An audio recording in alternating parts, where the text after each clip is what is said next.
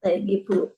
Oke, berarti hari ini kita mendengarkan dua presentasi, lalu kita diskusi tentang the use of multimedia. Oke, silakan Pak Safi.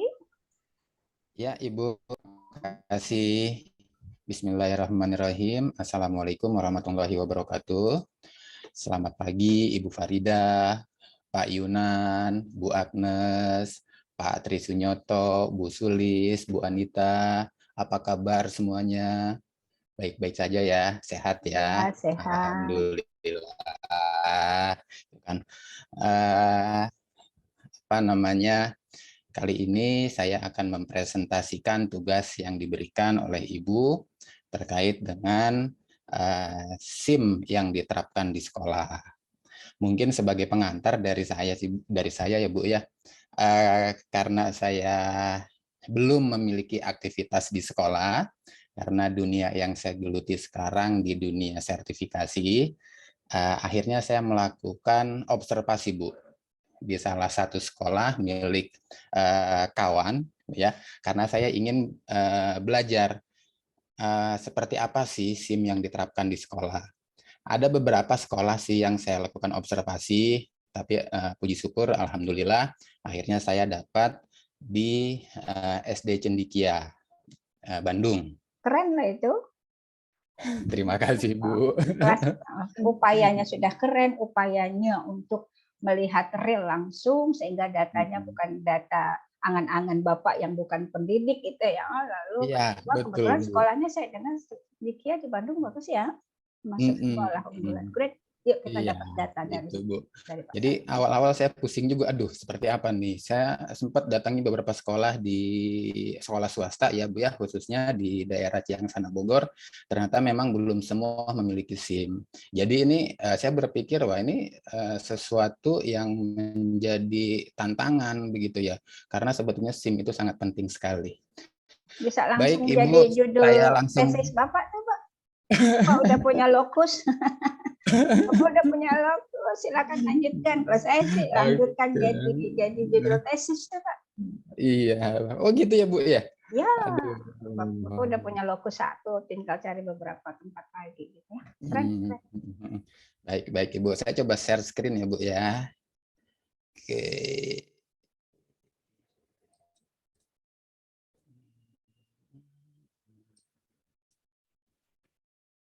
Sudah jelas Bapak Ibu terlihat? Sudah, siap.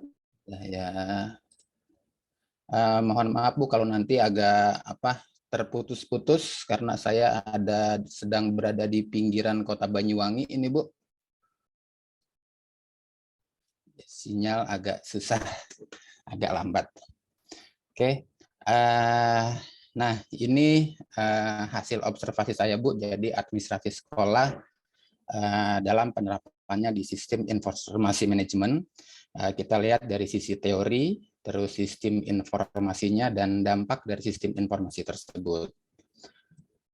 Teori yang saya ambil pertama dari Profesor Syarif 1976, administrasi pendidikan adalah segala usaha bersama untuk mendayagunakan sumber-sumber, personil maupun material, secara efektif dan efisien untuk menunjang tercapainya pendidikan. Jadi kalau saya artikan, menurut Profesor Syarif ini adalah SIM ini digunakan untuk menunjang tercapainya pendidikan yang lebih baik lagi. Gitu. Nah, sedangkan menurut Profesor Haderi Nawawi, administrasi pendidikan adalah rangkaian kegiatan atau keseluruhan proses pengendalian usaha kerjasama sejumlah orang untuk mencapai tujuan pendidikan secara berencana dan sistematis yang diselenggarakan dalam lingkungan tertentu, terutama berupa pendidikan lembaga formal. Nah, kalau saya ambil kesimpulan, menurut Profesor Hadari Nawawi ini adalah SIM ini tercipta atau terselenggara atas usaha kerjasama sejumlah orang. Jadi inisiasinya tidak mungkin inisiasinya bisa dilakukan oleh satu orang, tapi pelaksanaannya adalah berkat kerjasama sejumlah orang. Ini tentang teorinya ya Ibu ya. Nah, Seperti di awal saya sampaikan, akhirnya saya melihat LMS Sekolah Islam Cendekia Muda. Nah, di LMS Cendekia Muda, di webnya itu terpampang isinya ini ada website homepage-nya, juga ada subpage homepage, sama subpage kelas level. Nah, ini kita bisa lihat, Bu, ini apa namanya di SIM-nya ini terlihat gitu ya. Ini ada pembelajaran online, kolaborasi, mata pelajaran IPA dan bahasa Indonesia. Jadi mereka juga melakukan pembelajaran bisa lewat media Zoom. Ini homepage-nya dia, Bu. Nah, untuk site level 1 di SD Islam Cendekia, ini terlihat kegiatan-kegiatannya, Bu. Ya, ini kita bisa lihat di sini, ini ada informasi juga yang bisa disampaikan di sini, Bu. Nah, ini juga apa namanya jadwal kegiatan pembelajaran. Jadi di LMS-nya mereka ini tersampaikan juga jadwal kegiatan pembelajaran. Nah, ini bisa diakses oleh wali murid atau orang tua siswa. Mulai ini kelihatan hari Senin pelajarannya apa aja, seragamnya apa gitu ya. Jadi ini memudahkan untuk wali murid mempersiapkan kebutuhan dalam melakukan pembelajarannya. Nah, daftar kehadiran juga ditampilkan di LMS-nya mereka. Jadi berapa persen dalam bulan ini yang hadir, berapa persen yang tidak hadir, apa penyebabnya, ini disampaikan juga. Jadi orang tua juga bisa memonitor apakah anak-anaknya dalam segi kehadiran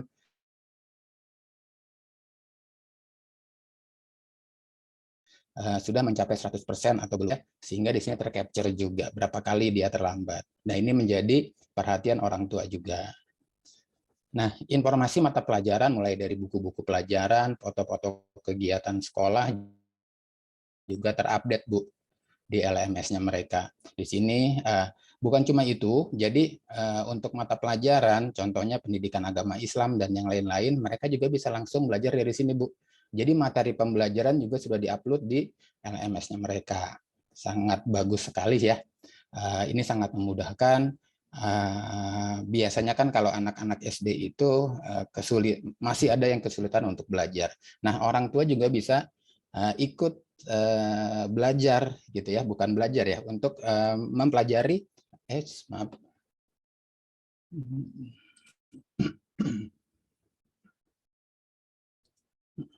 Ikut membaca apa sih isi materi pembelajarannya. Sehingga kalau misalkan ada sesuatu yang menurut orang tua tidak sesuai, bisa juga disampaikan ke pihak sekolah. Nah, foto-foto kegiatan juga ditampilkan, Bu, di LMS-nya mereka.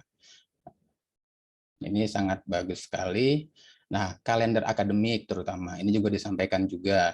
Jadi orang tua bisa nih, kadang-kadang kan kalau anaknya masih SD itu, orang tua suka ngajak jalan-jalan ya Bu ya, liburan, atau misalkan ada kegiatan keluar kota. Nah, dengan adanya kalender akademik ini, orang tua juga bisa memantau kapan sih sebaiknya misalkan anaknya diajak jalan-jalan atau pergi keluar kota. Itu sih Bu yang saya observasi di SD Islam Cendekia Muda Bandung. Nah, manfaatnya sendiri memang banyak sekali. Ini memudahkan proses administrasi, terutama buat pihak sekolah, Bu ya. Dari data siswa, keuangan dan sebagainya, ini dapat termonitor dengan baik.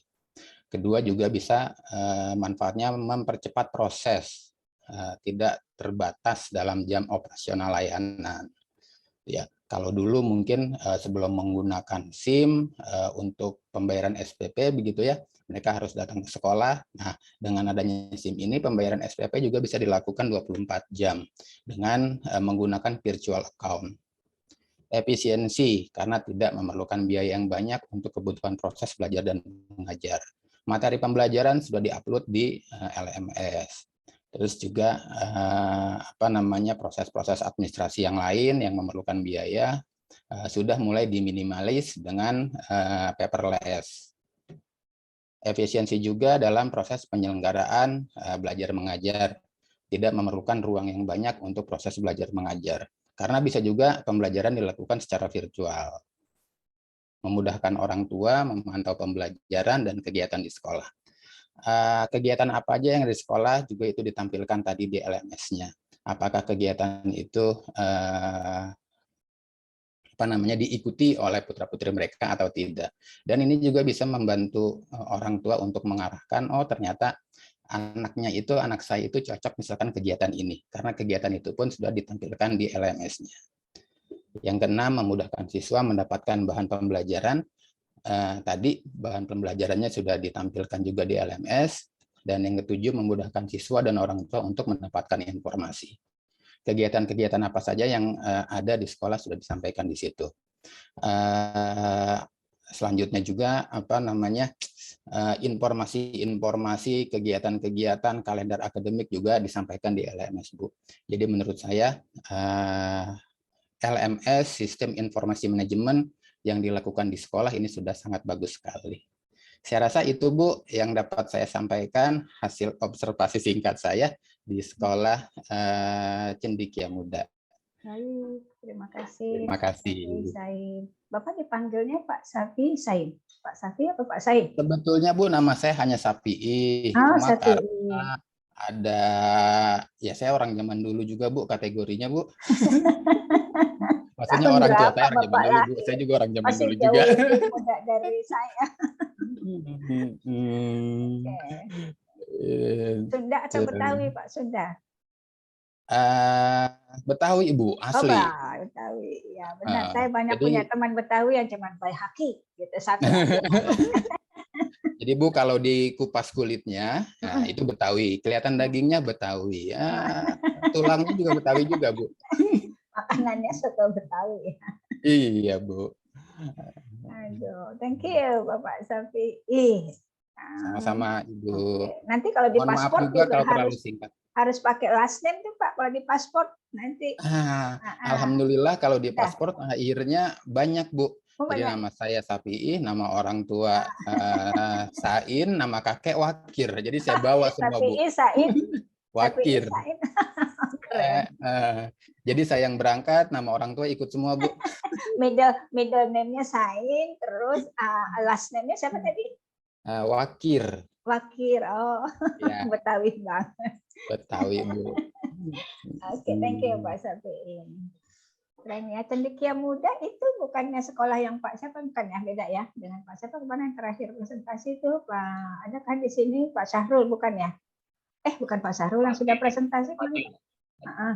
Belum datang, yang nggak hadir ya. Oke. Bukan ya, beda lagi ya dengan sekolahnya Pak yang di Bandung itu. Oh, beda, Bu. Beda ya. Oke, thank you. Kita banyak dapat referensinya. Kita bisa buka jendela mereka walaupun singkat, tapi saya bisa bayangkan memang sudah terimplementasi pasti semuanya. Keren. Thank you Pak Safi. Sama-sama, Ibu. Oke, yang kedua, saya sudah siap. Pak siapa tadi? Pak Syahrul. Silakan Pak Syahrul. Belum siap, Bu. Hah? Belum siap? Kita udah nggak ada pertemuan lagi. Iya. Kita khusus melihat PowerPoint Bapak di kafe mana gitu nanti ya.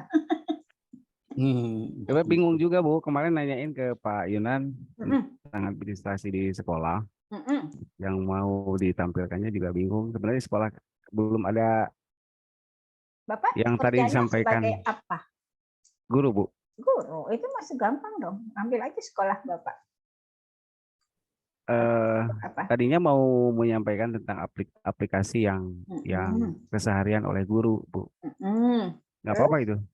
Nggak apa-apa, emang itu yang terimplementasi langsung ya. Karena kan sekolah apa secara administrasi besarnya yang bisa diakses internal maupun eksternal. Lalu ke guru, apa yang dilakukan oleh guru? Tadi kan ada tuh guru menginput mapelnya, guru menginput kehadiran siswa, guru menginput lagi apa tuh?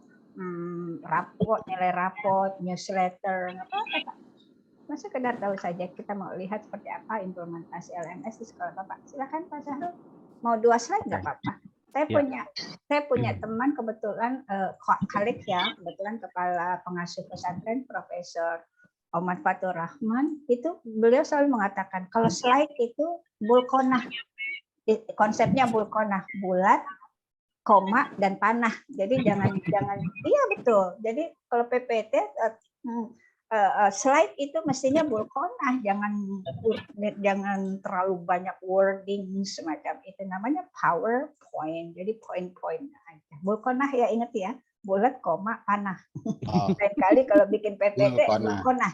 Ya, ingat Bu. Iya, itu keyword dari seorang profesor yang dia punya ngasuh. Jadi kalau Bapak Ibu pernah mendengar acara ngasuh itu, beliau adalah profesor filologi. Itu kolek saya di Alhamdulillah. Saya beruntung punya kolek seorang profesor. Ya, silahkan Pak Syahrul. Apa saja lah, bulkonah juga nggak apa-apa. Oke, bulat koma dan panah. Asal baik, bisa mempresentasikannya. Ya, asal verbal presentation-nya itu keren. Slide mah gampang aja. Oke, siap. Silakan. Baik, terima kasih Bu. Assalamualaikum warahmatullahi wabarakatuh. Terima kasih Ibu Dr. Farida yang telah memberikan kesempatannya. Walaupun tanpa persiapan, tapi memang ini yang sehari-hari dikerjakan oleh di sekolah. Ya, silakan. Saya coba tampilkan.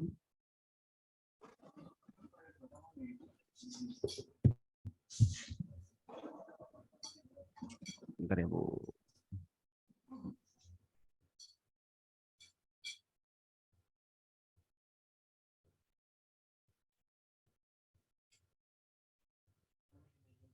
Ya, apakah sudah nampak Bu?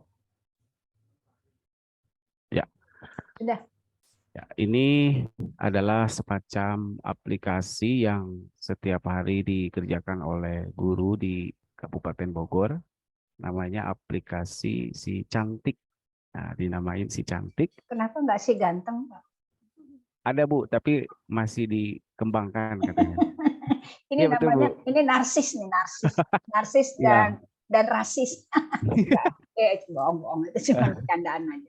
Ya, ini memang aplikasi dibuat oleh lembaga pendidikan di Kabupaten Bogor, namanya adalah BKPSDM, yang dikembangkan untuk melihat aktivitas guru. Nah, mulai dari absen, datang jam berapa, kemudian pulang jam berapa. Juga menyampaikan aktivitas di kelas. Mulai dari menyampaikan kegiatan pertama apa, dari jam berapa sampai pulang. Nah, sini saya coba menampilkan pertama adalah untuk absen. Nah, ini contoh yang sudah dilakukan di bulan Oktober. Nah, absen ini dilakukan oleh guru mulai dari tanggal 1. Jadi langsung menggunakan aplikasi Si Cantik di HP masing-masing. Kemudian menggunakan selfie foto sehingga ketahuan guru masuknya pada jam berapa, kemudian pulangnya jam berapa. Nah, kenapa ini ada di Kabupaten Bogor? Mungkin di kabupaten lain juga sudah ada, tapi namanya entah mungkin beda, bukan Si Cantik. Dan ini dikhususkan bagi mereka yang sudah mempunyai NIP. Nah, baik itu PNS ataupun P3K. Dan ini sifatnya adalah wajib. Selain keseharian kehadiran, juga guru memasukkan kegiatan pembelajarannya mulai dari jam pertama masuk, kemudian sampai pulang. Nah, di sini kita memasukkan bukti pelajaran apa, kemudian bukti fotonya juga dilampirkan. Aplikasi ini memang baru berjalan sekitar 2 tahun ke belakang. Sehingga memang pihak BKPSDM tanpa turun ke bawah, mereka sudah melihat secara rekap melalui aplikasi ini. Sehingga baik itu absen harian, kemudian pelajaran di setiap hari oleh guru, nah sehingga ini nanti akan berdampak ke gurunya, ke penilaian. Baik itu penilaian harian kinerjanya, ataupun sasaran kinerja pegawai yang tahunan. Nah, ketika sudah mengisi absen tiap hari, kemudian kegiatannya diisi, nah barulah kita bisa mengerjakan ke yang tahunan atau disebut dengan SKP. Ini contoh dari SKP. Nah, SKP ini adalah sasaran kinerja pegawai yang ditilai selama 1 tahun sekali. Itu ditilai oleh atasan. Nah, karena kita posisinya sebagai guru, maka atasan kita adalah kepala sekolah. Sehingga aplikasi ini memang berantai dari guru, kemudian ditilai langsung oleh atasan langsung, yaitu kepala sekolah. Dari kepala sekolah baru nanti ke kabupaten, pihak BKPSDM. Keren ya. Gitu. Ini Itu pejabatnya yang kan nama saya nih Pak. apa Bu? Pejabat Penilai. atasan. Iya betul betul Bu. Kebetulan Tidak, kepala nama panggilan sekolahnya saya, namanya Pak. sama, mirip dengan Ibu. Oke. Nah itu mungkin Bu tadinya mau saya buat PPT tapi mau ditanyain dulu ke Ibu, takutnya nggak boleh. Nggak apa-apa, Gitu. udah kayak gini kan. Jadi ini di slide PPT ini ya kayak gini, capture dari layar-layar LMS ini malah bagus nih Pak. Jadi di luar dari yang lain laporkan, ini kan internal langsung ke eksternal ya. Iya. Ini malah jadi salah satu insight baru buat kita kan, kalau yang lain lebih pada internalnya, lalu eksternalnya paling ke orang tua ya. Ini langsung internalnya ke pengawas, langsung ke, Iya betul Bu, ke pengawas. dinas pendidikan kota Iya. atau ini kota apa provinsi atau Kabupaten. kabupaten. Oh Iya, kabupaten. Kabupaten Oke. Bu. Jadi providernya dinas kabupaten, dinas pendidikan BKPSDM kabupaten. Bu, BKPSDM. Oke lah, ya bukan sekolah ya. Bukan. Keren ya. Baik. Ada lagi? Mungkin cukup Bu, Ya udah. secara sekilas saja. Berarti masukkan aja dua slide ini dan Bapak nanti tinggal tambahin teori-teorinya. Ya. Dua teori ya. Oh iya juga Bapak Ibu kalau mengambil teori 10 tahun terakhir ya. Karena itu nanti terbiasa untuk kalau kita membuat karya ilmiah. Penulisan-penulisan ilmiah itu diwajibkan referensinya yang berumur 10 tahun. Jadi jangan yang lebih dari yang udah lebih dari 10 tahun ya, karena memang teori itu kan berkembang. Jadi ada sebuah teori-teori baru. Begitu Bapak Ibu. Ya, silahkan. Terima kasih. Syahrul, ada lagi yang mau ditambahkan? Yang mau diterangkan? Selain itu mungkin tadi tambahannya untuk Silakan. pengajuan cuti juga Bu. Jadi di sini pengajuan cuti yang mau misalnya melahirkan ataupun misalnya cuti umroh atau haji. Jadi pengajuan pertama. Cuti menikah gitu ya? Ya cuti menikah juga. Jadi melalui aplikasi ini. Kalau tidak melalui aplikasi ini oleh Dinas Pendidikan tidak diterima begitu. Baik. Jadi memang aplikasi ini satu-satunya aplikasi yang dipakai di Kabupaten Bogor. Proses verifikasi oleh atasan langsung yaitu kepala sekolah langsung diterima oleh pengawas divalidasi itu berjenjang. Maksudnya apa langsung ping, langsung Bapak mengisi, langsung otomatis diverifikasi oleh kepala sekolah, lalu terakhir nanti dicek oleh coba slide yang tadi sebelumnya itu oleh pengawas, gimana Pak? Terangkan. Pertama diajukan dulu oleh yang bersangkutan, kemudian dibuktikan dengan bukti penguatnya Bu, pendukungnya. Misalnya kalau mau cuti melahirkan maka harus ada minimal. Enggak, maksud saya bukan hanya pengajuan itu, tapi yang data-data kayak tadi itu absen atau apa waktu Bapak mengisi ini, coba di slide sebelumnya Pak. Yang tadi yang ada pengawas yang memvalidasi. Diketahui dulu oleh, nah ini tolong terjelaskan waktu Bapak real time waktu input ya, waktu pagi-pagi absen, lalu apakah itu otomatis diketahui oleh atasan langsung, lalu diverifikasi, divalidasi oleh pejabat ini, apa langsung kelihatan tampak si pejabat pengawas ini melihat uploadnya Bapak? Langsung Bu, real time. Cuman yang atasan langsungnya ada yang per minggu memvalidasinya, ada yang per bulan. Nah, sehingga si atasan langsung itu membuat laporan ke pengawasnya berbentuk bulanan minimal. Laporannya berbentuk apa Pak? Print out dari aplikasi ini Bu. Oh, print out. Jadi ada ya. Jadi waktu ngasih ke pengawas berupa hard file apa soft file atau langsung kayak begini juga pakai aplikasi? Berupa hard file ke pengawasnya. Hard file, oh oke. Jadi stop pada entry data Bapak dengan absen dan sebagainya tadi, lalu secara berkala tetap kepala sekolah memberi laporan kepada dinas ini ya. Secara hard file-nya sebagai bukti fisik. Baik, tidak ada lagi kelanjutan dari itu sehingga kepala sekolah tidak perlu hard file tapi bisa langsung laporkan melalui LMS juga tidak ya, tidak ada. Sebenarnya bisa Bu langsung melalui aplikasi ini, cuman kalau tidak ada hard copy atau hard file-nya diperkuat ya, itu kurang diperkuat. Jadi belum di ada ACC. tapi harus diperkuat. Iya. Oke. Kita kebayang ya, berarti Dinas Pendidikan Kabupaten Bogor sudah rapi juga di LMS-nya ya, sehingga pengawas nggak usah turun gunung ke sekolah-sekolah, langsung dicek aja ya. Pantau Bu. Betul. Tadi kembali ke lesson plan yang Bapak masukkan, apa sih yang absen. Itu berupa keterangan saya mengajar apa, jam berapa gitu ya Pak ya? Iya.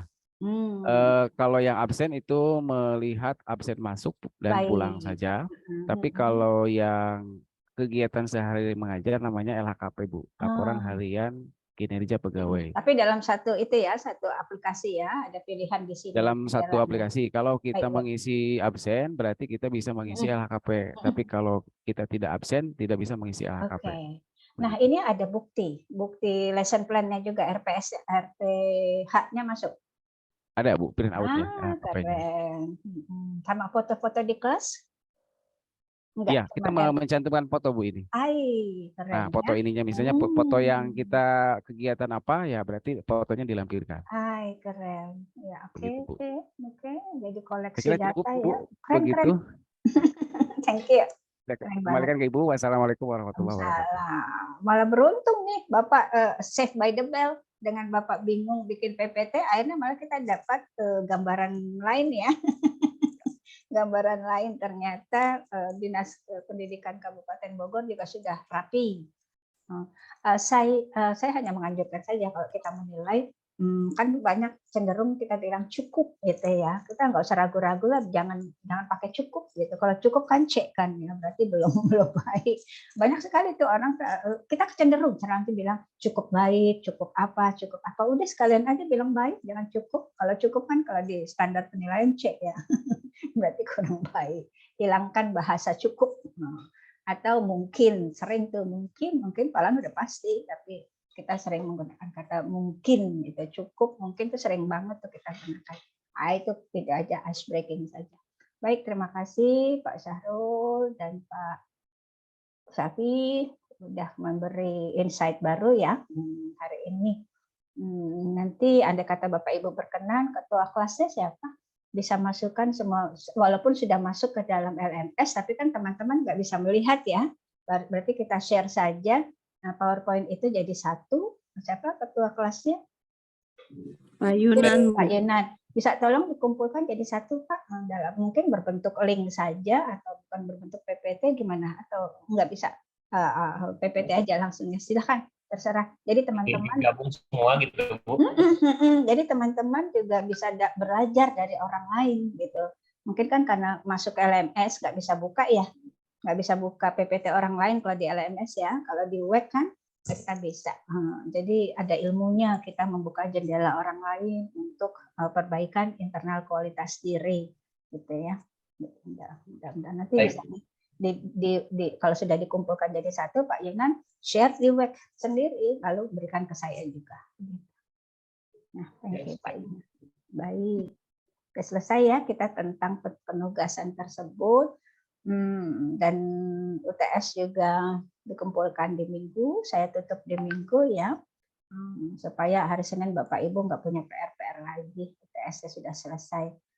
Nah sekarang kita beranjak pada the use of multimedia. Ini yang Bu, boleh tanya dulu Bu? Oh silakan, Yang untuk perihal UTS itu, Ibu kan soalnya ada di situ, berarti jawabannya langsung di bawahnya Bu. Apa memang menggunakan lembaran jawaban khusus apa tidak? Mahasiswa diberi lembar jawaban enggak?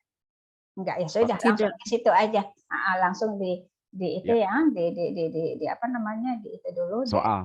Diedit itunya dulu, diedit apa tuh istilahnya kan di download langsung diedit. Dari situ saja langsung masuk kembali ke LMS ya. Mudah kok, mudah, pertanyaan saya sangat relevan dengan apa yang kita diskusikan selama 7 pertemuan. Sangat relevan, nggak kemana-mana. Baik. Bu, terima kasih Bu. Oke, ini pertemuan terakhir kita ya, jadi nanti diteruskan oleh Pak Ian. Pak Ian juga keren, mudah-mudahan menikmati 7 pertemuan dengan beliau. Baik, sekarang kita beranjak ke pertemuan 7, materi pertemuan. Pertemuan 7 itu adalah the use of multimedia. Nah, kalau LMS kan lebih ke rumah besarnya ya, rumah besarnya. Nah, lalu apa saja sih yang kita masukkan ke dalam LMS? Salah satunya tadi kan Pak Syahrul bilang, ada lesson plan-nya bisa masuk, bisa medianya, bisa fotonya gitu ya. Bisa medianya atau bisa medianya juga Pak Syahrul, kita jadikan bukti data. Medianya umpama videonya gitu, video Hanya pembelajaran. foto aja Bu. Foto Foto oke. aja. Baik, itu salah satu ya, salah satu. Nah, foto kan juga salah satu media gitu ya. Jadi apa sih yang ada di gambaran kita itu multimedia? Silakan Bapak Ibu, kita mulai berdiskusi seperti biasa. Nanti PPT-nya kita tampilkan terakhir. Oke, baik. Apa yang ada di bayangan Bapak Ibu itu multimedia seperti apa sih? Bentuknya, objeknya seperti apa? Silakan. Ya, multimedia. Mungkin Pak Yunan, silakan. multimedia itu kan sarana yang menggabungkan antara teks, visual, audio, gitu ya, animasi, gitu ya, sebagai alat bantu ya. Mungkin dalam hal ini ya dalam pendidikan ya untuk pembelajaran. Seperti itu. Betul. Namanya multi. Multi berarti kan more than one. Bukan lagu More Than Words ya. Lagunya siapa itu? More than words is all I have to do to make you real. Wah, Pak Diatiko langsung ikut nyanyi. Keren. Satu generasi berarti kita ya. Saya lahir 66 Pak, jauh berarti. Sok bangga nih saya satu generasi dengan Pak Diatiko. Jadi more than one ya. Kalau multi itu udah bayangan kita, multi itu sudah more than one. Majemuk udah more. Oke, berarti kalau media kan ada foto gitu ya. Media apa lagi? Media laptop, media ketik, media apa lagi? Suara aja, lagu, itu media tuh. Lalu apa lagi? Video, kita ngambil video aja tuh, kita taking video, kita rekam kejadian sesuatu dengan video, itu baru media. Menggunakan media apa? Media kamera. Ngirimnya menggunakan media apa? Media laptop gitu. Namun apa yang kita masukkan itu sebagai gabungan ya tadi menurut Pak Yunan, gabungan antara gambar, suara, grafis, apalagi Pak. Jadi satu, diolah menjadi satu tayangan gitu. Jadi enggak terpisah-pisah. Videonya, andai kata video berarti andai kata menjadi multimedia, kita masukkan apa lagi di video tersebut. Video kan media ya. Untuk menjadi multimedia berarti kita apakan kembali itu video. There is a text, sound. Give them text ya. Jadi ada narasinya ya, ada subtitlenya, bahasa filmnya itu ada subtitlenya. Or maybe animation ya Bu, bisa. Animation. Itu ini ya, to attract attention supaya lebih menarik gitu Bu. Apalagi, thank you Bu Anita. Audionya juga Bu. Audio suara, ya. musik. Betul, musik, latar musik ya, latar suara, suara manusia ya. Oke, apalagi dari media menjadi multimedia. Video pembelajaran mungkin ya Bu? Iya ya, video pembelajaran. Video pembelajaran itu. Kalau video pembelajaran itu nanti produknya. Nah, yang kita sekarang lagi masih bicara seperti apa sih dari media menjadi multimedia gitu. Apa yang diperkaya dari media sehingga kita bisa sebut menjadi multimedia kan gitu ya. Tadi sudah disebutkan tambahan gambar, tambahan suara, tambahan subtitle, narasinya, tambahan apa lagi? Efek-efek apa lagi? Efek apa lagi yang bisa kita masukkan? Yang tadi bulkonah itu nggak bisa itu. Bulat, koma, dan panah itu salah satunya untuk menjadi sebuah multimedia, grafisnya kan kayak gitu ya. Kayak gitu. Sehingga kalau media itu satu kayak tadi, terus tel, kamera, HP, laptop, video untuk menjadikan hanya video, tapi kita jadi multimedia. Baik. Nah, multimedia ini sekarang orang sibuk dikirim ke media sosial, ya kan gitu ya, ke medsos. Jadi sekarang eksistensi kita kayaknya direpresentasikan tidak hanya lewat KTP dan paspor deh sekarang, gitu ya Bapak Ibu ya. Jadi medsos kita sudah menjadi KTP dan paspor sama album hidup kita. Ayo ngaku siapa yang aktif di medsos, yang sampai lagi makan kerupuk aja di foto. Ketua Bu. Makan somai Bu Sulis. lagi makan somai aja foto di share, atau lagi apa ya, lagi di pantai itu ya, pantai ini nggak kelihatan tapi muka semua di foto, lo gimana cara? Ini kayak Pak Fina nih, nulisnya gitu, walaupun gambar pantainya gede gitu ya, maksudnya orangnya gede, tapi yang latar belakangnya juga kudu people would like to see anything but you gitu loh ya. Bahasanya bukan hanya Anda aja mau kita lihat. Habis kalau foto kadang kayak paspor, kayak pas foto, gedean muka doang gitu. Enggak, ini cuma berteliti aja ya, candaan aja. Tapi it's real. Banyak medsos digunakan hanya untuk itu. Sayang sekali ya. Padahal yang dilihat itu selain teman kan kita bisa klik di FB atau di IG untuk publik atau untuk berteman saja. Kalau untuk publik berarti seorang di Eropa bisa kalau memang kebetulan lagi nyangkutnya bagus, relasinya bagus, bisa kebaca sama orang Eropa Amerika. Masa cuma muka doang yang ditampilin di medsos. Gitu ya. Jadi sekarang kita beralih ke fungsinya yuk. Tadi kan apanya ya, sekarang fungsi multimedia. Saya udah kasih prolog nih tadi tuh. Fungsinya multimedia itu apa sih sebenarnya? Jangan hilangkan kesempatan multimedia yang bagus ini. Silakan. Menyampaikan informasi. Ya, informasi tentang apa, Pak? Yang atraktif, yang menarik sehingga everybody, wow, I love this information. Kayak apa, Pak? Diatiko biasanya memposting informasi apa? Informasi, Kak. Saya sih kalau pribadi jarang, Bu, cuman tentang sekolah, karena bagian dari branding, mengangkat branding sekolah. Nah, itu sih yang biasa dilakukan. Ya, biasanya tentang apa tuh? Tentang ya video profil sekolah, terus kegiatan-kegiatan unggulan di sekolah. Nah, itu biasanya yang diposting. Diposting di mana? IG, Twitter, FB, IG, website? WhatsApp biasanya. IG, FB, WhatsApp. Oh, yang di status itu ya? Ya, WhatsApp status. I'm the one who doesn't like to open other status.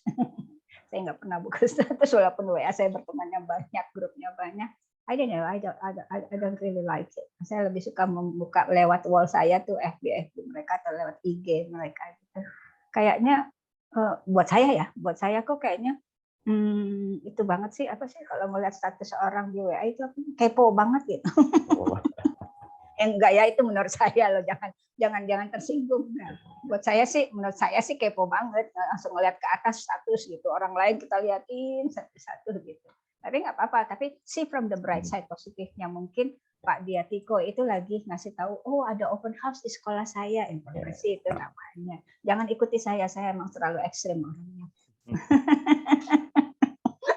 Saya selalu mungkin karena saya nggak punya waktu untuk buka itu. Baik, ya berarti karena itu Bu Fadila, karena apa ya? Melihat kalau ibu-ibu yang lain kan banyak sering melihat media sosial status kayak ibu saya pun ya sampai habis tuh nggak pernah ada yang belum terlihat. Ya, jadi melihat itu mungkin menjadi apa ya? Peluang. Informasi ya, peluang yang kalau kita taruh informasi di situ orang pasti akan lihat. Gitu. Oke. Peluang mengambil peluang dari paradigma ya, Pak ya. Ya. Bahasa ilmiahnya gitu. mengambil peluang dari Peluang dari paradigma paradigma. paradigma perilaku sosmed bersosmed. Gitu. Baik, good. Oke, ada lagi Bapak Ibu fungsinya medsos yang sudah Bapak Ibu lakukan atau mungkin melihat orang diapakan? Ibu, Ya, silahkan Bu Ati. Bu Atik, pakai K-nya ya. kalau Bu Atik. biasanya ya Bu Ati, ya Bu. Bu Ati aja Kalau tanpa biasanya K. sih saya menggunakan untuk pakai K, Bu. Oh, pakai K, Bu Mas Atik. Atik, Ya, ya. baik. Silakan, Bu. Iya, iya betul. Kalau saya menggunakannya di medsos, baik medsos pribadi maupun medsos sekolah itu untuk berbagi praktik baik, khususnya tentang karakter. Jadi intinya memang pengen branding sekolah juga sih, Bu. Jadi mengenalkan sekolah kita ke umum, ke masyarakat. Bentuk Itu apa, yang Bu? biasa kami Multimedianya lakukan. bentuk apa? Yang diposting di sosial Ibu, bentuk multimedianya seperti apa? Biasanya bentuknya ini bisa misalkan mau ada suatu event, berarti kita memberikan suatu video, video teaser. Oke. Ya, video teaser ya. seperti itu. Kemudian nanti kalau pas acara berlangsung, berarti nanti kita juga bisa memberikan link YouTube-nya atau link rekaman kegiatannya seperti itu. Lalu kalau seperti kemarin pameran digital itu berarti memang langsung kami blasting di FB maupun di Instagram seperti itu. Jadi memang seperti itu. PDB ini juga keren. PDB kita apabila ada yang memang berminat, diharapkan kan banyak yang berminat ya Bu. Jadi memang diharapkan semua warga sekolah itu juga mengupload untuk flyernya, untuk teasernya, untuk dari H-5, H-4, H-3 lalu pembukaannya. Seperti itu Bu. Jadi memang untuk promosi aja Bu kalau kami. There are many ways to promote ourselves ya, especially through multimedia. Baik, andai kata Bapak Ibu berkenan, saya mau dong berteman FB atau IG dengan Bapak Ibu ya. Nama di FB-nya sudah gampang kok, Farida Wulandari, cari aja lah gambarnya yang pakai bendera, lagi nyium bendera. Daripada nyium bendera kan mendingan nyium bendera ya. Di FB ada ya Bu? FB ya. FB ya? Iya, silakan. Kalau Bapak Ibu berkenan ya, undang saya untuk berteman dengan Bapak Ibu di FB. IG Bu, IG-nya IG, ada. IG juga. Oh, ada IG juga. Ada ya. Kalau Facebook banyak multimedia yang no sensor Bu. Oh, di sini no sensor. Oh gitu. Ya kita aja sensor, kita langsung.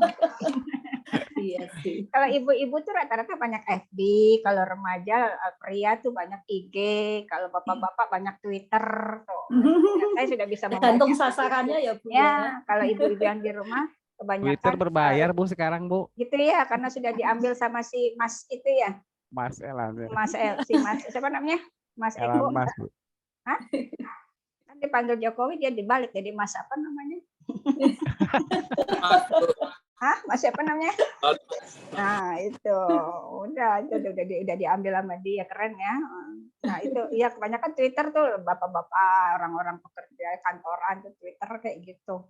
Nah, kalau ibu-ibu yang di rumah biasanya ngintip status di WA seseorang. Gitu ya Pak Diego. Baca pada ibunda.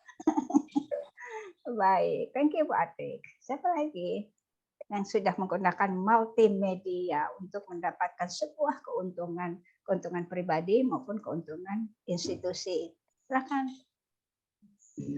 Baik, mungkin saya Pak Yunan. Apa ya, ingin curhat saja Bu gitu. Silakan. Saya bukan Mamah Dede. Ya, udah ada solusinya. Tapi ini menarik tadi yang obrolan-obrolan di awal Pak Tiko gitu ya.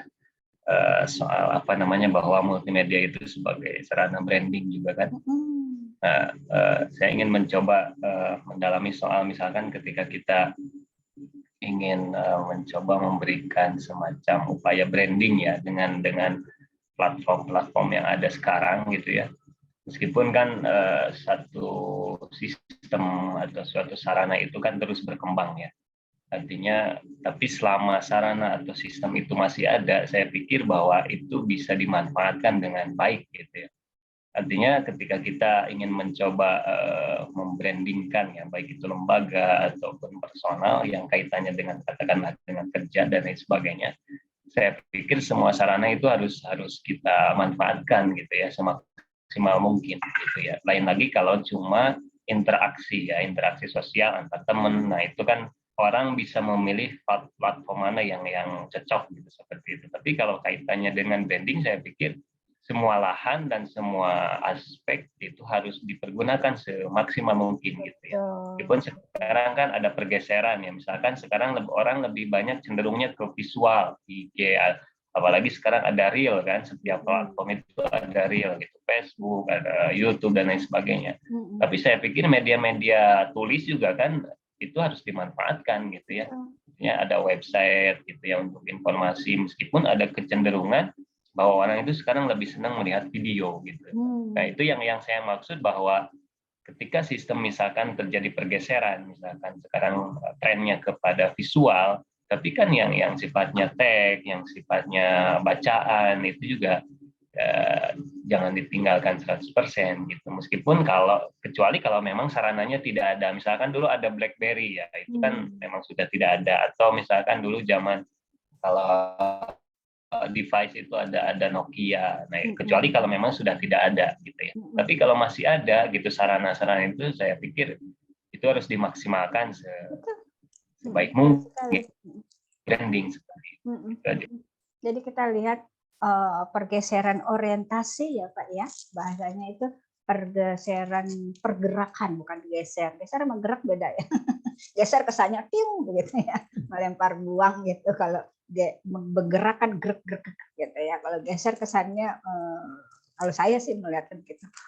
Jadi pergerakan orientasi itu bisa minat, bisa kepentingan begitu. Jadi kita bisa melihat pemanfaatannya. Menurut Pak Inan, lihat the move of the orientation itself ya, baik tanpa meninggalkan yang awal-awal, karena jangan lupa itu benar sekali, karena segmen pembaca multimedia itu berlapis ya. Jadi bukan Cornello aja, es krim Cornello berlapis ya, tapi juga segmen pembaca medsos gitu. Jadi mungkin ada yang memang bisa menangkapnya melalui gambar, yang senang melalui video, video kepanjangan ngabisin pulsa gitu kan. Ada kan kayak gitu, sangat ekonomis banget, buka video ngabisin pulsa nih, ngabisin data, maaf ngabisin data, mending foto-foto aja, kan ada yang juga gitu segmennya. Oke, good. Pak Inan sendiri seperti apa? Diri sendiri, membranding diri sendiri dan institusi dengan menggunakan apa?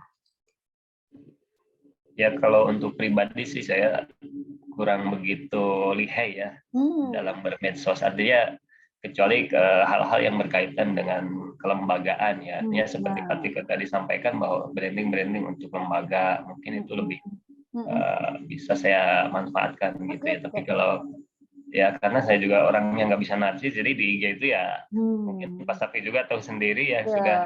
Jadi mungkin foto-foto saya yang sifatnya personal juga tidak begitu banyak lah gitu. Artinya ya mungkin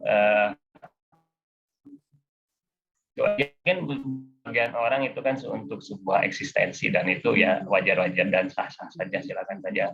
Ya tadi kembali lagi apa yang Ibu sampaikan, bahwa kita punya preferensi, kita punya kecenderungan masing-masing ya untuk urusan personal ya. Tapi kalau memang itu urusan kelembagaan ya itu harus dimaksimalkan sebaik mungkin gitu ya. Branding lain sebagainya, karena itu juga nanti efek dominonya kan ke kita juga. Ketika lembaga branding kita berhasil dan makin banyak dikenal, terus juga makin kualitasnya baik, itu kan ya kembali lagi ke diri kita gitu.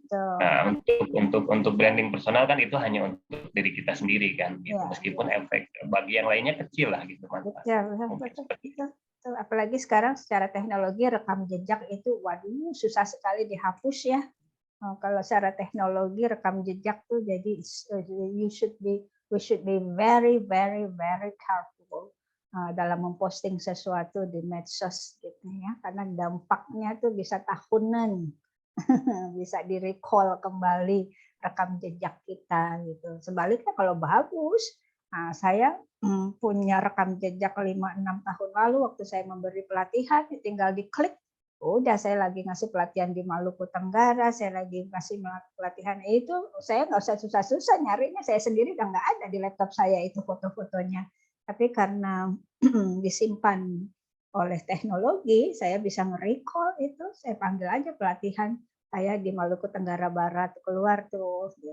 Enak seperti itu, see from the bright side ya. Oke, ada lagi yang mau berbagi? Saya sedikit Bu menambahkan Silakan boleh? Pak Syahrul. Tadi masih salah satu fungsi multimedia kan Bu ya? Kalau saya melihat sih fungsi dari multimedia itu tergantung dari kepribadian kita atau profesi kita Bu. Ada yang memanfaatkan multimedia itu sebagai ajang bisnis untuk berjualan. Ada juga kalau kita profesinya sebagai guru, mungkin multimedia dijadikan sebagai alat untuk membantu memudahkan siswa. Ya. Misalnya kalau berbentuk video, kalau dulu kan hanya di infocus atau proyektor saja. Kalau sekarang ada YouTube, jadi lebih efisien, gitu, lebih cepat, dan itu bisa diakses di mana saja.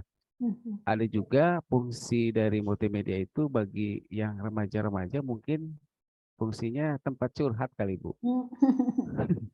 Saya menilainya. Jadi semua orang pembaca disebut psikolog ya gitu ya, dianggap psikolog buat mereka.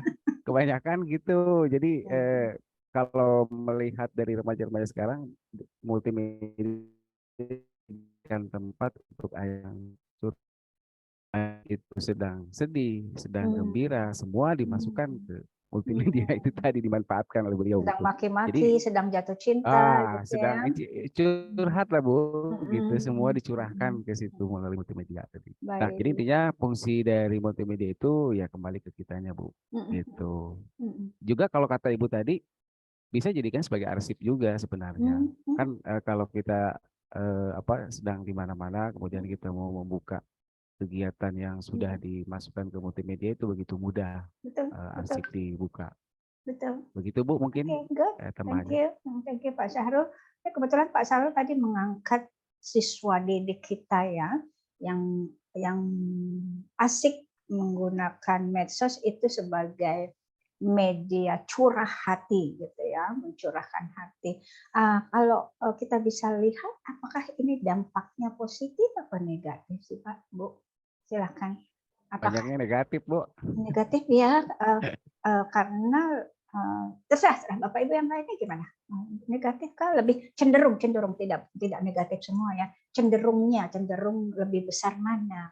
Negatif atau positif anak didik kita yang curhat di medsos itu? Ada negatif, salah satu sisi positif yang saya lihat sih Bu Farida. Jadi sempat dari sisi kesiswaan itu kadang kita mendalami anak secara langsung itu langsung ditanya, mereka tidak terbuka. Tapi kalau kita dalami lewat media sosialnya, kadang kan apalagi untuk anak zaman sekarang yang tadi bilang Pak Syahrul tuh yang menggambarkan dirinya banget gitu. Sehingga kita lebih tahu anak itu dari media sosialnya, sehingga ketika kita masuk tuh kita udah punya database. Itu salah satu they don't know ya.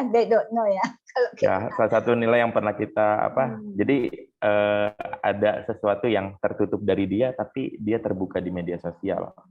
Sehingga terbukanya kita sama media luas ya. Ya, itu salah satu ininya sih Bu, salah satu sisi positif yang saya lihat, walaupun tadi banyak sisi negatifnya. Oke, good. Jadi dari segi negatif kita mendapatkan segi positif ya, terutama pada monitoring evaluasi kita sebagai guru. Good. Istilahnya di balik ke musibah ada anugerah ya. See from the bright side selalu. Itu filosofi saya. Filosofi hidup saya selalu see from the bright side. Oke, baik. Silakan, ada lagi yang mau berpendapat. Silakan. Saya lagi Bu, sedikit. Silakan, enggak apa-apa. Untuk media sosial, kalau untuk siswa didik kami kebetulan kan anak-anak ini masih SMP. Nah, justru kecenderungannya kalau sekarang ini anak-anak itu malah enggan Bu bermedia sosial.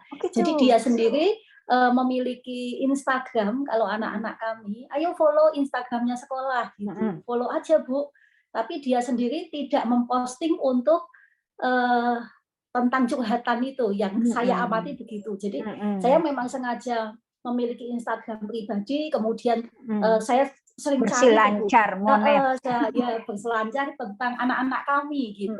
Nah, tapi yang saya lihat sisi positif dari Instagram yang dimaksimalkan oleh anak-anak itu adalah anak-anak ini mencari peluang untuk apa ya yang sesuai dengan hobi saya, kesukaan saya atau passion saya.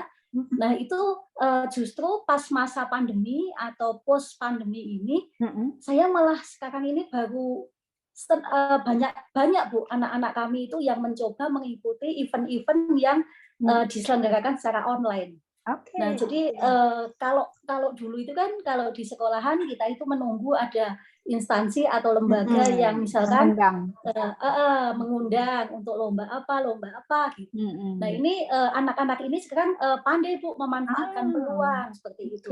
Dan ternyata trennya untuk anak-anak SMP itu sebenarnya manakala temannya itu mengikuti event itu, dia juga ikutan. Terus dia berselancar lebih banyak lagi, sehingga memang sisi positifnya kalau yang kami dapatkan itu malah anak-anak sekarang banyak berlomba-lomba untuk mencari peluang untuk hal itu. Gitu. Jadi mungkin karena 1-2 temannya pernah curhat seperti itu, kemudian di-up dari ke siswa. Itu nanti kan akan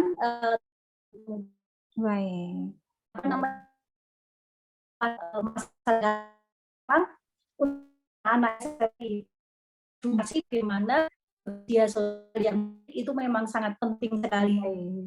Itu yang yang kami alami kalau di SMP. Bagus ini referensi bagus. Itu Bu Harida. Baik, referensi bagus Bu Atik. Boleh dong saya tanya, mungkin teman-teman juga mau bertanya juga. Apakah itu diarahkan dulu Bu?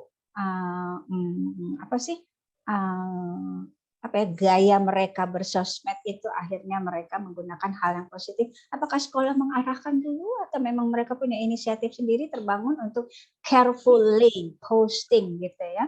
Untuk carefully posting gitu, apakah sekolah mengarahkan? Kalau kebetulan kalau di kami, karena yang seperti yang minggu lalu saya presentasikan itu Bu, kita berawal dari mari kita menggunakan alat belajar atau media belajar itu untuk menjadi warga digital yang baik. Nah, itu jadi memang fondasi kami seperti itu dulu Bu. Nah, awalnya kan anak-anak itu umumnya itu di SD memang belum diperbolehkan untuk bermedia sosial kan karena ada batasan usia kan ya Bu ya. Jadi dari situ kemudian pada saat anak-anak mulai memasuki bangku SMP, nah ini anak-anak pertama kali memang kami bekali untuk yang itu dulu Bu. Sudah diorientasi ya? Iya betul. Karena kan kami menggunakan satu alat belajar yang sama ini kebetulan kalau di SMP kami. Nah di sini alat belajar ini kan sebenarnya kami juduli alat belajar supaya dimaksimalkan untuk belajar. Tapi sebenarnya dengan iPad ini anak-anak itu bisa apa saja bisa dari memfoto, video, kemudian membuat YouTube, bermedia sosial, apapun bisa. Nah, namun kemudian ini memang kami tanamkan kepada anak-anak dan kami sosialisasikan ke ortu bahwa ini akan kami batasi, akan ada screen time-nya, kemudian ini akan ada pengawasannya langsung dari sekolah seperti itu. Nah, lalu memang kenapa ini diawasi, kenapa ini tidak boleh? Sebenarnya bukan langsung dilarang sama sekali, tetapi pembatasan ini penting karena kita sekarang ini kan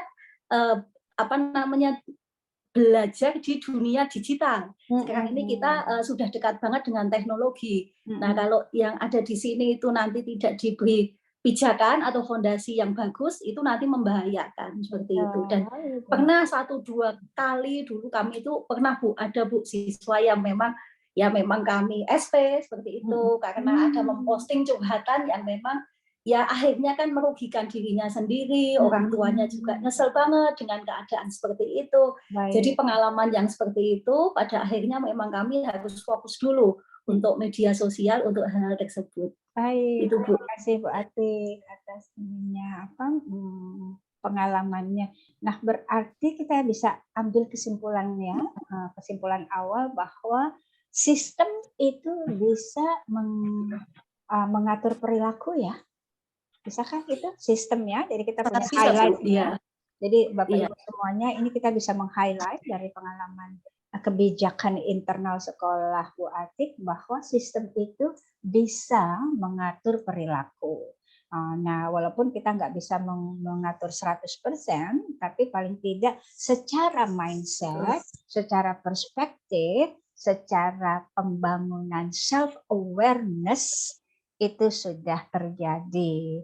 Karena kita tidak bisa menjadi polisi 24 jam bagi anak-anak kita. Jangankan guru, orang tuanya yang nggak bisa 24 jam. Ketemu juga di rumah juga Senin sampai Jumat.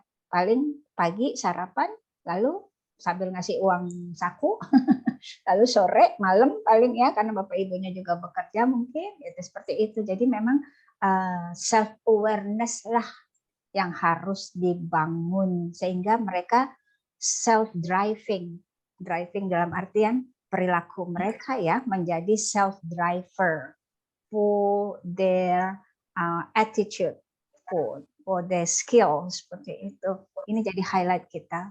Bagaimana multimedia itu jangan dihindari tetapi diberi boundaries, batasan-batasan. Oke, ini highlight kita. Thank you Bu Atik ya dalam berbagi. Baik, kita melangkah selanjutnya. Tadi sudah what, sudah how, sudah why, sudah ya. Berarti when, kapan sih kita akhirnya tadi menentukan udah kalau media ini tidak bagus, media ini bagus atau tidak efektif, gitu ya. Terutama nanti kepada diri kita sendiri atau terhadap anak didik kita gitu. Tadi sebenarnya sudah menyerempet tuh ke pernyataan Bu Atik tadi. Silakan masih mau berbagi sebelum kita buka PowerPoint kita. Kapan sih kira-kira kita sudah alarm kita tuh sudah jangan overacting nih, over news atau apa sebaliknya malah yang news yang tidak berdata gitu. Silakan. Yang mau berpendapat? Yang kepala sekolah di sini siapa? Pak Fadli bukan kepala sekolah ya? Pengawas apa yang punya? Malah ownernya. Pak Fadli. Pak konsultan dan owner ya, Pak Fadli.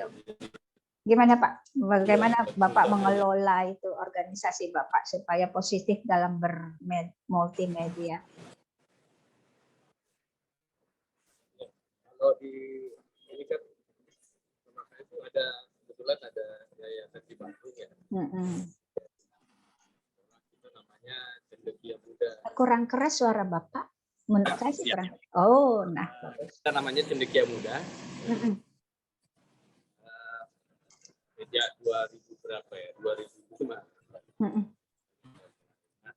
Nah, ini kan kalau tadi terkait medsos itu ya mungkin setelah Facebook ya 2009.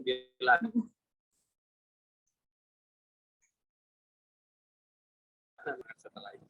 Nah, kalau di sekolah sendiri kita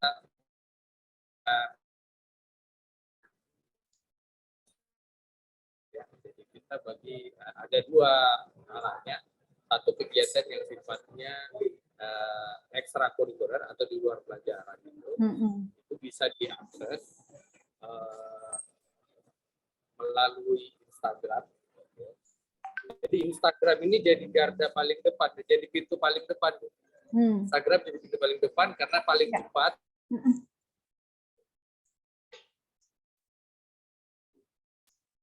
Ya anak-anaknya bukan Instagram, tetapi di belakangnya itu kita ada YouTube, kemudian ada sistem kita yang lain ya, yang kita buat dashboard yang bisa diakses oleh orang tua dan tentu saja murid. Jadi yang paling depan kita taruh Instagram, di situ macam-macam informasinya. Nah biasanya sih kita taruh kalau ada kegiatan-kegiatan yang sifatnya kita buat streaming gitu. Kebetulan hari ini 19 November ada istilahnya weekly recap. Di kita ada kegiatan, kemudian biasanya dan kalau di Cendekia Muda itu kita kebetulan punya satu tim kreatif.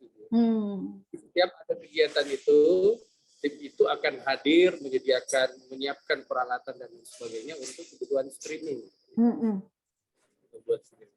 Nah, di sisi yang lain ada lagi yang terkait dengan pembelajaran, distribusi pembelajaran melalui YouTube. Jadi YouTube ini memang guru-guru yang sejak 2 tahun lalu sudah mencoba dalam satu kebiasaan baru, akhirnya memproduksi sendiri. Kita minta untuk memproduksi mata pelajaran gitu ya. Dan alhamdulillah sekarang juga sudah ada hasil dari AdSense-nya gitu ya. Dari YouTube mereka sudah ada AdSense-nya. Coba tapi tidak semuanya, hanya beberapa saja yang mungkin kita nilai dan dibantu oleh tim kreatif tadi itu. Jadi organisasi sekolahnya kita punya tim itu.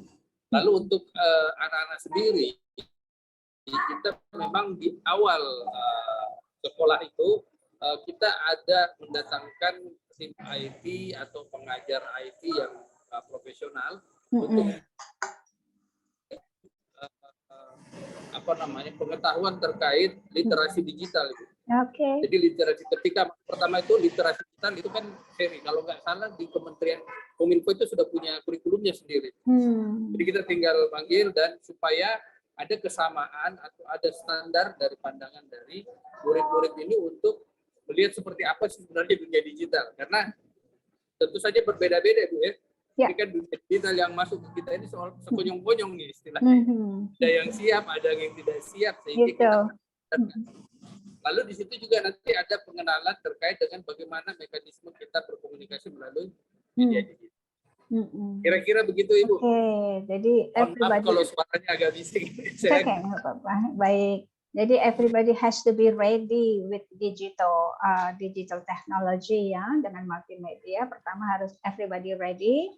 Secondly, saya mengambil highlight ya harus didampingi ya, diberikan arahan, didampingi. Tadi juga terkait dengan ada batasan, ada kisi-kisi, ada boundaries-nya, how to use multimedia gitu. Itu highlight yang kita dapat dari Pak Fadil dan Bu Atik tadi yang baik.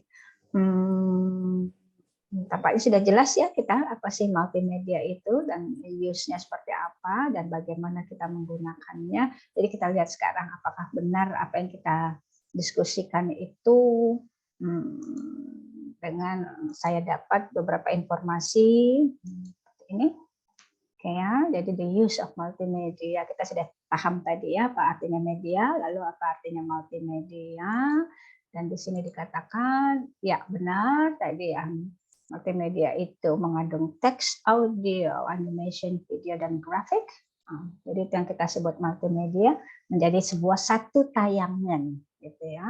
Interactively. Di sini ada kata kunci di delivernya interactively to the user. Jadi ini bagaimana multimedia itu harus interaktif. Jadi enggak monoton dan juga tidak apalagi ya tidak one way communication, mestinya seperti itu. Jadi kata kuncinya dari multimedia adalah delivered interactively. Bagaimana kita mendesainnya by using text, audio, animation, video, and graphic. Nah tentunya ini tadi membutuhkan sebuah kemampuan, yaitu kemampuan keterampilan designing multimedia ini. Nah, bagaimana kita mendapatkan kemampuan itu? Berarti melalui pelatihan-pelatihan ya, atau melalui pendampingan, gitu ya. Jadi untuk mendapatkan multimedia berarti kita harus melakukan pelatihan-pelatihan atau lihat dari tadi itu ada satu Kemenwinfo bilangnya apa caranya seperti ini atau bagaimana ada batasan-batasan juga dari Kemenwinfo supaya tidak terkena undang-undang AUEO apa tuh. Saya suka bingung saya menyebutnya undang-undang AIUEO aja lah itu. Ayo siapa yang bisa menyebutkan undang-undang apa? AU, I, apa Pak Jatiko? ITE bukan? ITE. Nah, oke lah itulah ya. Saya saking bingungnya karena undang-undang itu yang dari Kemeninfo itu jangan sampai terkena IULO itu ya. Oke, mestinya jangan saya mestinya apa. Oke, ini contoh-contohnya gitu ya. Kalau satu-satu aja kita sebut media, tapi kalau kita bagaimana menggabungkan semuanya itu menjadi satu tampilan yang tadi interaktif dan kita deliver ke media sosial kita. Jadi medianya adalah media sosial ataupun website kita gitu ya. Bisa website sekolah. Siapa saja yang bisa siapa saja nih. Tadi sudah disebutkan ya, anak-anak bisa menggunakannya lalu sebagai branding bisnis kita, sebagai branding bisnis, lalu leisure ya. Tadi nih leisure nih yang cuma posting-posting makanan. Posting belakangnya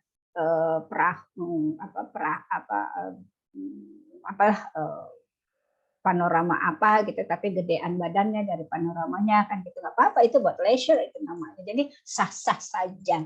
Artinya kata kita mau narsis sah-sah, soalnya memang di sini yang ini nih yang di leisure-nya ini. Oke, yang ini dia tadi juga ya, apa saja sih objeknya yang bisa digunakan, yang bisa dibuat, atau yang bisa melalui seperti ini. Nah, ini game nih, nanti berarti di pembelajaran juga kita bisa berarti ya, kita gunakan game yang mengambil dari yang sudah ada, yang orang sudah buat, atau mungkin kita membuat sendiri, mendesain sendiri game-gamenya gitu. Jadi bisa musik juga, apalagi musik bagi pelajaran anak-anak kan menghafal susah ya. Nah, minta tuh guru musik tuh untuk masukkan sebuah lagu, masukkan hafalan-hafalan, rumus kimia aja bisa kok dibuat lagu gitu.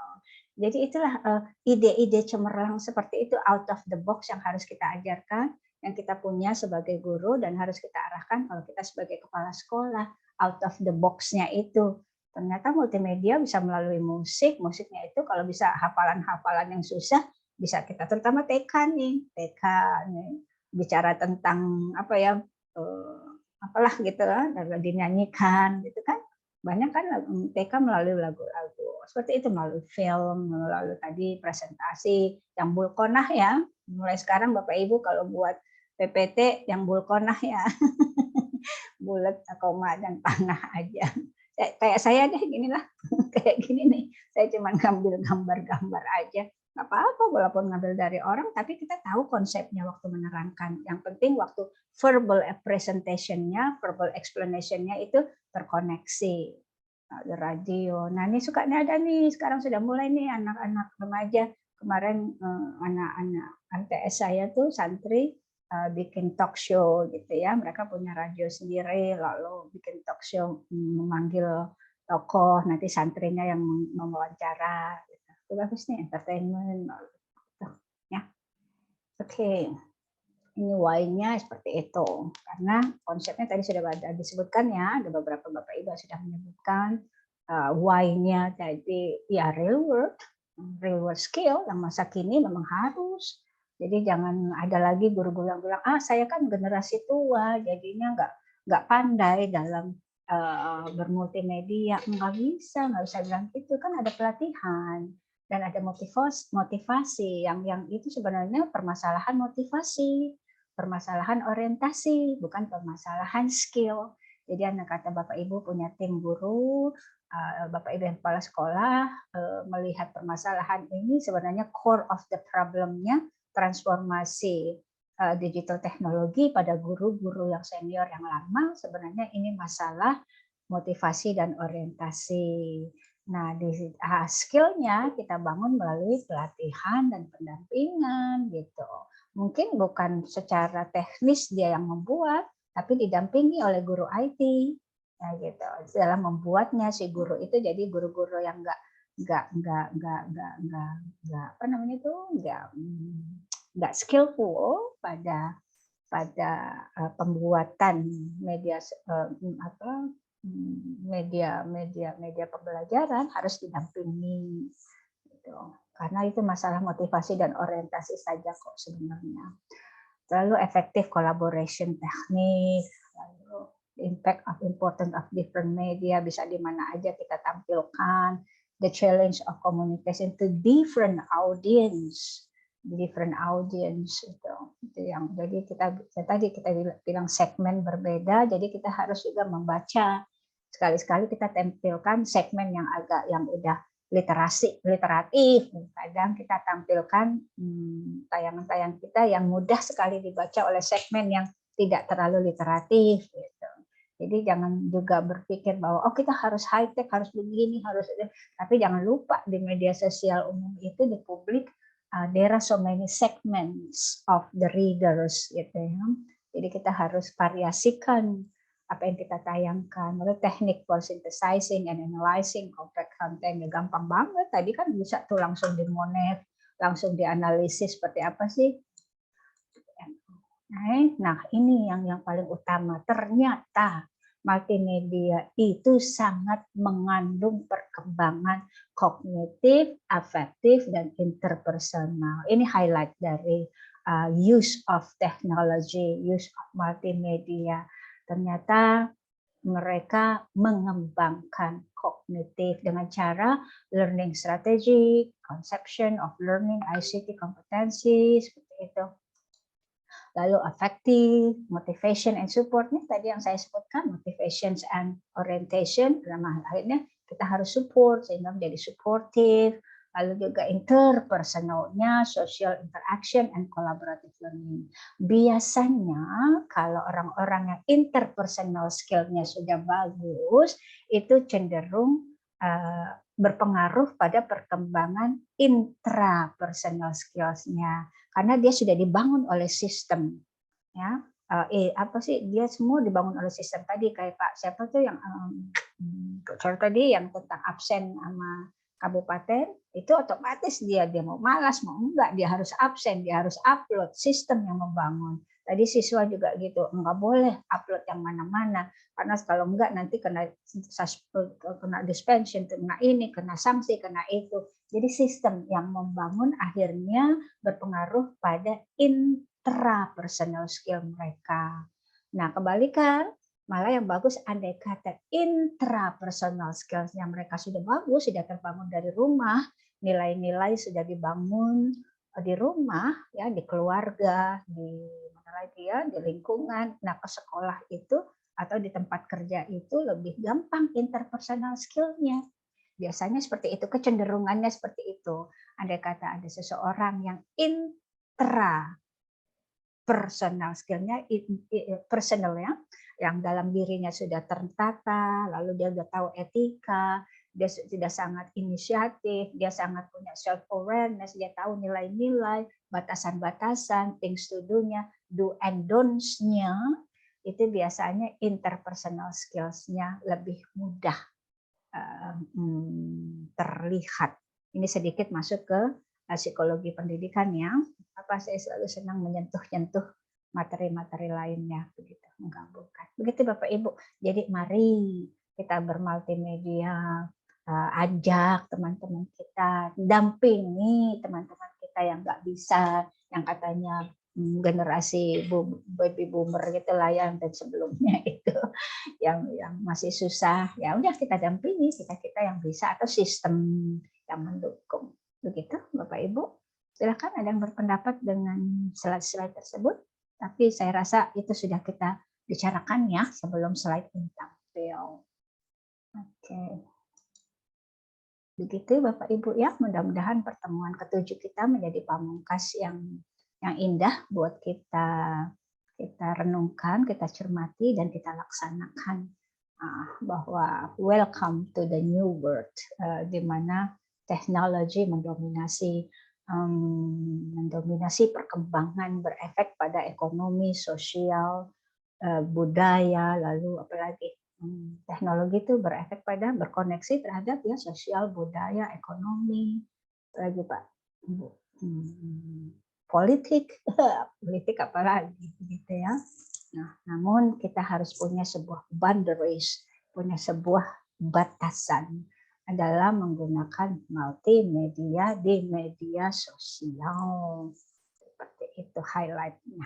Baik, ada yang mau lagi membungkus wrap up pertemuan kita? Nah, kita selesaikan saja di sini ya. Ada yang mau membungkus, wrap up-nya? Atau hanya kata kunci saja? Nanti Bapak Ibu kangen sama perkuliahan ini karena ending of the session selalu ditanyakan kata kunci. Bagaimana dengan dosen lain? Aku nggak pernah menanyakan kata kunci, Pak. Bulkona, Bu. Bulkona. Pak Sarul langsung bulkona. Paling gampang. Terngiang, Bu. Ayo. Terngiang dicatat, Bu. Mantap. Tapi itu keren, itu dari profesor loh, ahli filologi, penasehat di Departemen Agama. Dan dia lama di Jerman, itu dapat bulkona itu nggak gampang. Oke, siapa lagi keywordnya? Saking banyaknya keyword berseliweran ya, sampai bingung nih mau ngambil apa keywordnya. Saya dapat boundaries, batasan. Karena multimedia harus dibatasi, ada pembatasan. Apa lagi? Silakan Bu. Kita harus punya 12 keywords hari ini. Integrated, Bu. Apa? Integrated. Integrated. Ya, oke, good. Karena tadi multi ya, multi. Lagi. Bijak bermedsos, Bu. Jejak rekam. Rekam jejak. Ya. Rekam jejak. Oke. Be careful ya. Lagi. Banyak sekali tuh. Bu Anita lagi buka catatannya, saking banyaknya bingung mau mengambil keyword apa ya Bu. Saya lihat Bu Anita lagi melihat catatannya, pandai. Build up self awareness, Ibu. Awareness, self awareness ya, sangat kental dengan multimedia ya, self awareness. Oke, apa lagi? Literasi digital, Bu. Digital literacy, ya, very good. Ya, itu jadi satu kata idiom, udah jadi idiom. Digital or technology literacy. Oke, thank you, Pak Fadil. Lagi, baru punya 4 keywords.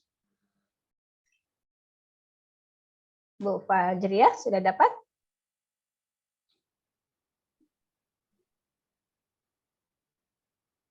Di-on-kan. Ya.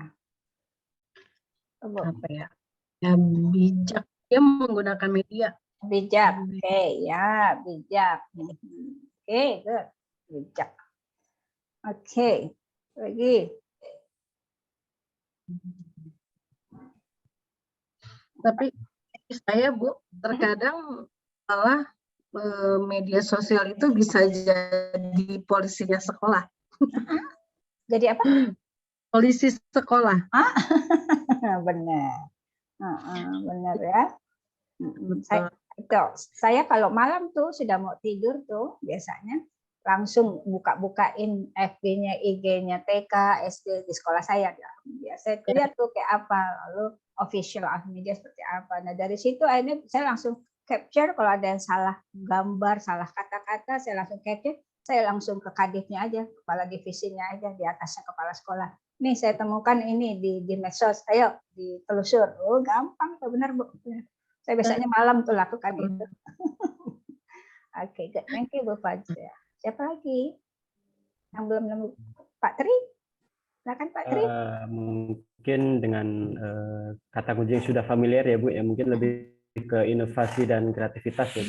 Inovatif dan kreatif. Oke. Good. Thank you. Ada lagi? Ini Bu, di last slide tadi apa ya, multimedia punya pengaruh terhadap kognitif, afektif dan interpersonal. Jadi apa tuh keywordnya apa berarti? Keywordnya kognitif, afektif, dan interpersonal. Satu kata ya, karena itu adalah fundamental dari pendidikan. Jadi pencapaian fundamental pendidikan adalah knowledge, skill, attitude. Jangan satu-satu. Jadi pembelajaran harus mengandung ketiga itu. Baik, oke. Lagi. Pak Syafi sudah tadi ya. Oh ya, Pak Syafi sudah tadi. Oke. Pak Syahrul sudah. Bu Sulis, Bu Atik, silakan. Bu Anita belum ya? Bu Anita sudah selesai. Apa Bu Atik? Komunikatif. Komunikasi ya. Oh, komunikasi. Iya, itu kan media sosial itu memang untuk memberikan informasi, mengkomunikasikan apa yang kita miliki. So it should be communicative ya. It should be informatif. It should be informatif berarti ya. Menginformasikan. Jadi kata kuncinya adalah informatif ya. Publikasi atau informasi. Interaktif Bu Farida. Baik, Bu. Siapa lagi? Saya sedikit Sulis, Bu. Maaf ini. Iya, Bu Sulis. Ini media kuliah anaknya sebagai media media sosial sebagai ajang promosi ya Bu. Promosi. Jadi melalui TikTok itu. Jadi kata kuncinya WhatsApp itu juga sekarang di promosi. Promotion. Oke, promotion. Good. Iklan. Oke, good. Ya, kita dapat ya. Semua ya. Dapat kata kuncinya. Ini baru satu orang satu nih. Kalau saya ada pertemuan 9 nanti saya minta 5 kata kunci. Untung nggak ada pertemuan 9 sama saya ya. Oke. Baik Bapak Ibu, thank you very much. I'm really sorry. Saya minta maaf andai kata selama 7 pertemuan ini saya melakukan hal-hal yang tidak tepat atau tidak mengenakan Bapak Ibu. Saya minta maaf from the bottom of my heart. I'm really sorry. Mudah-mudahan saya bisa meningkatkan kualitas pembelajaran saya. Andai kata saya mendapat masukan dari Bapak Ibu semua. Gitu ya. Nah sekarang bukan keyword pembelajaran. Saya minta masukan saja satu kata kunci lagi. Nilai dari kelas kita ini. Kelas teori pendidikan dan nanti ya LMS SIMP. Baik, satu kata kunci saja penilaian untuk kelas kita. Silahkan. Tidak membosankan. Ya, Bu Fajria. Tidak membosankan. Tidak membosankan. Alhamdulillah. Boleh dari saya, Bu. Saya, Bu. Ya, silahkan. Bu, siapa, Pak? Kalau saya, Bu. Bu, Pak Syahrul. Kalau Ibu sih pertama mengaktifkan dulu mahasiswa. Jadi kitanya berpikir dahulu. Interaktif. Jadi kalau yang lain kan menampilkan dulu PPT-nya di awal. Mungkin ada plus minusnya ya. Oke, berarti dari saya Bu Farida. Ya, boleh jadi dari Pak Syahrul aktif gitu ya. Oke, siapa lagi? Dari saya Ibu, boleh? Oke, Bu Anita ya. Yeah, Ibu Farida, I would like to say thank you also. I love the way you teach us, Ibu Farida. Thank you. Yeah, so you give the brainstorming in the beginning, and then, that's also quite interactive, yeah. Okay, interaktif it's gonna ya. Be long lasting, yeah, not just memorizing, but you invite us to share what we know. Thank you, Ibu Farida. Okay, you're welcome. My pleasure. Oke, thank you. Apalagi dari menarik, Bu, menarik. Menarik apanya, Bu? Menarik kantongnya apa menarik apanya, Bu? Dari Sulis menarik sama disiplin. Ya, menarik, Bu, dan memotivasi saya. Benar, Ibu, pelajaran Ibu itu saya jadi saya sekolah. Jadi sebagai guru dulu saya mulai mengadministrasikan apa tugas-tugas saya, terus di-link-kan ke siswa mungkinnya melalui Google Drive, linknya nanti kasih ke grup asesmen siswa. Jadi saya ingin melakukan sesuatu dari ilmu yang telah Ibu Farida berikan. Kemudian disiplin Ibu itu selalu disiplin, tepat waktu di LMS juga, jam sekian sampai jam sekian tuh Ibu selalu on time. Thank you. Begitu Bu, sangat menginspirasi. Hatur nuhun Ibu Farida. Ya, thank you. Jadi kata kuncinya motivating ya dan inspiring. Baik, terima kasih Bu Sulis. Apa lagi? Satu kata, Bu. Masukan boleh, Bu? Menginspirasi, Bu. Inspiring, Bu Atik ya. Oke, alhamdulillah. Siapa lagi tadi itu? Bu, siapa lagi? Saya 2 kata boleh ya, Bu? Pertama boleh nggak apa-apa kan Ibu ya. Pertama sih esensial ya Bu ya. Dengan materi Ibu itu selalu simpel tapi esensinya tuh kena. Jadi sangat enak. Terus kedua adalah important. Maksudnya materi Ibu benar-benar apa yang kita butuhkan saat ini gitu. Alhamdulillah. Jadi berikut dengan perkembangan zaman jadi sangat important. Itu mungkin dua, esensial dan important. Essential and important. Kayak kan memang kurikulum 2013 kan literasi, numerasi dan tadi tuh essential material kan ya, 3 kata kunci di kurikulum Merdeka, bukan kurikulum 13 maaf, kurikulum Merdeka adalah literasi, numerasi dan essential material. Thank you. Apa lagi? Simple mungkin Bu. Simple. Simple dalam arti materinya Ibu simple tadi, tapi isinya berbobot. Juga penampilan Ibu juga simple sebenarnya. Simple ya, nggak dandan, nggak apa ya. Simple Bu, ya. Itu aja Bu. Oke, thank you. I'm very simple. I'm really very simple. Benar sekali. Oke, siapa lagi yang belum? Pak Tri, udah ya? Mungkin dikit tambahan dari saya, Bu. Mungkin kata kuncinya adalah produktif. Mungkin ya. apa yakin nih? Yakin, Bu. Cukup yakin, Bu. Mungkin biasa hilangkan kata mungkin. Mungkin sama satu lagi tuh cukup. Nah, itu cenderung sekarang kita menggunakan kata sering, cukup dan mungkin. Itu hilangkan ya. Yuk. Kecuali memang pas, emang mungkin probability-nya memang ada gitu. Oke. Dan kata sambung. Nah, ada kata sambung. Di awal-awal udah N dan kemudian ingat aja bukan. Pelajaran yang saya dapat lebih ke produktif ya Bu ya. Produktif. Dengan apa yang kita capai, anggaplah dalam 7 kali pertemuan ini cukupnya dihilangkan dulu ya Bu ya. Ya, produktif pokoknya ya. Produktif akhirnya setelah pertemuan kita memproduksi sesuatu ya, ada sebuah perubahan. Sangat produktif, secara efektif dan efisien, sehingga dari sini juga menuntut kita untuk juga lebih produktif terhadap orang lain di sekeliling kita. Baik. Nanti Pak Diatiko cemburu tuh. Pak Diatiko aja izin 2 kata kunci, Pak Tri banyak banget kata kunci. Pak Diat, saya aja izin 2 kata kunci, Pak Tri banyak banget. Gak apa-apa. Seru-seruan aja. Oke, semua sudah ya. Alhamdulillah ya. Pak Yunan sudah ya. Bu, tambahan Bu. Boleh Pak Tri mau nambah? Oke, silakan Pak Dio. Connected and binding. Jadi ini kan kita punya mungkin profesi juga ada yang beda-beda Ibu ya. Tapi IT kan mau nggak mau kita terima sebagai sebuah dunia dalam kita bekerja dalam apapun. Ibu menyajikan materi ini dengan bahasa yang sangat simpel, tidak rumit ya.